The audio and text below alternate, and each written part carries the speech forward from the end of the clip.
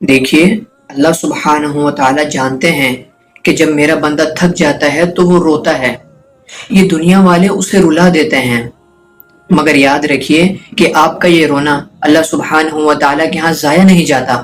بلکہ اللہ سبحانہ و تعالی پھر اس رونے والے شخص کے ماضی کو نہیں دیکھتے ہیں، پھر اللہ سبحانہ و تعالی یہ نہیں دیکھتے کہ اس کے کیا گناہ تھے یا اس کے کیا اعمال تھے، بلکہ پھر اللہ سبحانہ و تعالی اپنے بندے کے ان آنسوؤں کو سمیٹ لیتے ہیں اور اللہ سبحانہ و تعالی اسے عطا کرتے ہیں، یہاں تک کہ وہ بندہ خوش ہو جاتا ہے۔ اندر سے ٹوٹ جانا بھی یہ اللہ سبحانہ و تعالی کی ایک عطا ہوتی ہے جو کہ ہمیں اللہ سبحانہ و تعالی کے قریب لا دیتی ہے۔ اگر ہمیں یہ کیفیت نہیں معلوم ہوگی، اگر ہم اس کیفیت میں مبتلا نہیں ہوں گے تو ہمیں کیسے پتا چلے گا کہ اللہ سبحانہ و تعالی سجدوں میں بھی ملا کرتے ہیں، کہ اللہ سبحانہ و تعالی کو کیسے پایا جاتا ہے، کہ اللہ سبحانہ و تعالی کو راضی کیسے کیا جاتا ہے۔